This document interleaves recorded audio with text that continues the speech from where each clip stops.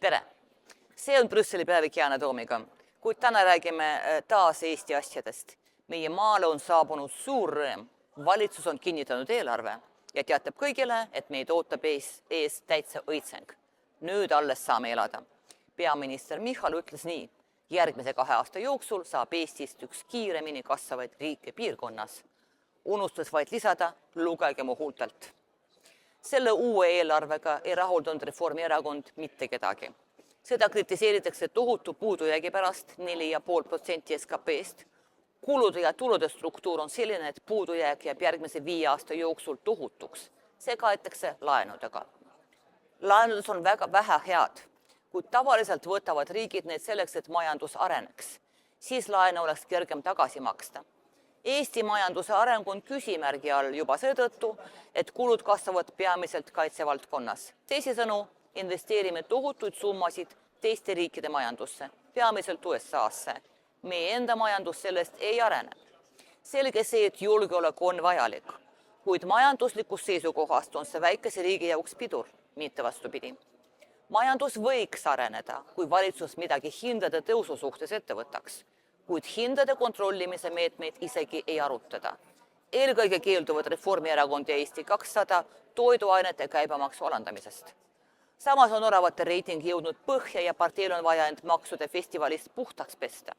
Michal rõhutab, et koalitsioon tühistab maksuküüru, tühistab tulumaksu tõusu 24%-ni ja annab lastega peredele automaksu soodustusi. Kõlab hästi, aga vaatame lähemalt. Automaks ei kao tegelikult kuhugi, see muudetakse lastetuse maksuks. Tulumaksu tõusu kavandas valitsus ise, inimestel on selle kaotamine enam-vähem ükskõik.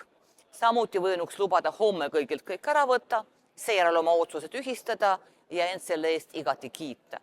On veel maksuküür, sisuliselt progressiivne tulumaks.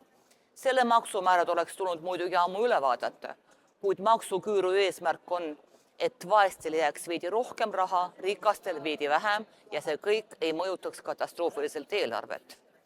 Küüru kaotamine toob Michali sõnul kaasa selle, et suurimat kasu saavad keskmise palgaga inimesed. Meie keskmine palk on peaaegu 2200 eurot. Mediaanpalk jääb sellele tugevalt maha.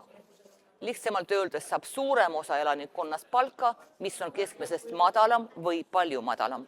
Suurem, vaesem osa ühiskonnas seega saab palju vähem kasu. Väiksem, rikkam osa palju rohkem kasu. Kui aga vaadata hindade tõusu, siis ei võida mitte keegi. Samal ajal on eelarve antud selline löök, et isegi laenud ei suuda selle päästa. Jah, politseinikele, õpetajatele, päästjatele tõstetakse palka, see on hea. Samal ajal peavad kõik ministeeriumid, välja arvatud Kaitseministeerium, vähendama kulusid 10% võrra. Mida see tähendab, on lihtne mõista. Riigiteenuseid saab vähem, paljud inimesed kaotavad töö. Edasi on loterii. Mõnedel veab veidi rohkem, mõnedel ei vea üldse. Aga ka lubatud väike sissetulekute tõus vaesematele neelab inflatsioon. Tüüpiline on, et haridusministeerium säästab 18 miljonit eurot eesti keele ülemineku valdkonnas.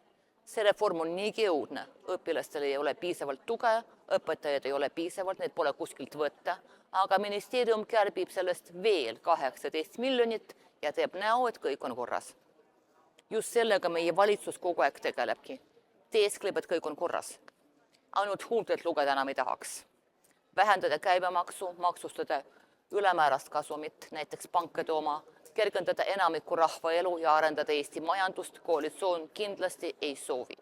Samal ajal jõudis Läti koalitsioon eelarvet arutades kokkuleppele. Alates järgmisest aastast alandatakse seal käibemaksu 12% piimale, leivale, munadele ja linnulihale, võib-olla ka sealihale.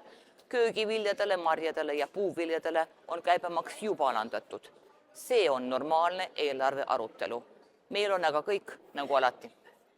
Püsige terved ja kohtume nädala pärast.